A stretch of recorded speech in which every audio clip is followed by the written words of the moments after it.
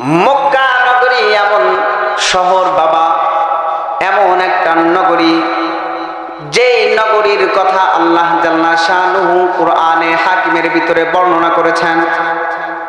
বড় পবিত্র শহর, বড় পাক শহর, আল্লাহর রহমত দ্বারা বেষ্টিত শহর। ওই শহরের কসম করে আল্লাহ জাল্লা শানুহু বলেন, ওয়াহাদাল বালাদিল আমিন লাকাদ খলাকনাল ইনসানা ফি আহসানি তাকওয়িম। কই আমি তো সবচেয়ে সুন্দর করে তোদেরকে সৃষ্টি করেছি। সুবহানাল্লাহ। আল্লাহ আমাদেরকে সুন্দর করে সৃষ্টি করেছে, আর আমরা আল্লাহ সদা সর্বদাই আল্লাহর নাফরমানি করতে ব্যস্ত। কথা কন। বড় মোহাব্বত করে আল্লাহ আমাদেরকে সৃষ্টি করেছে। পয়গম্বর আলাইহিস সালাতু ওয়াস সালাম বলে, নূহ আলাইহিস সালাতু ওয়াস সালাম তার গুটি কয়েক উম্মত, উম্মতের অভাব নাই, সবাই আল্লাহর সাথে শরীক করে, আল্লাহর নাফরমানি করে, নবী আলাইহিস সালাতু ওয়াস সালামকে কষ্ট দেয়। আল্লাহর কাছে বলে, মালিক তোমার বান্দারা তো তোমার দিন গ্রহণ করে না, বরঞ্চ আমারে কষ্ট দেয়।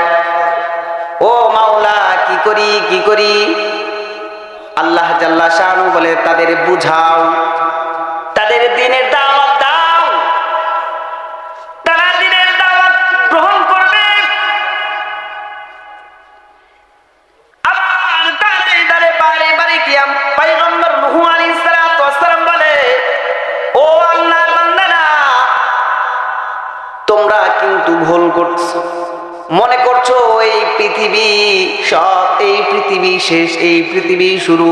না না, এই পৃথিবী শেষ নয়, এই পৃথিবী শুরু নয়, এটা তো মাত্র কেবলমাত্র শুরু।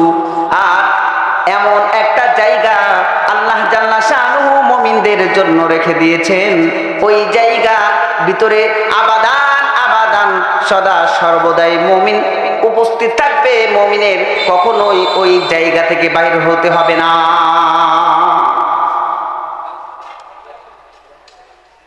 পয়গম্বর নূহ আলাইহিস সালাতু ওয়াস সালাম উম্মতদেরকে বুঝায়, ও আমার উম্মতেরা,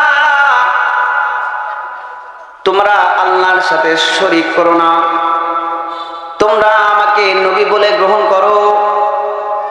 সবাই এক বাক্যে বলে, না, তোমারে আমরা নবী বলে গ্রহণ করব না, তোমারে আমরা নবী বলে স্বীকারোক্তি দেব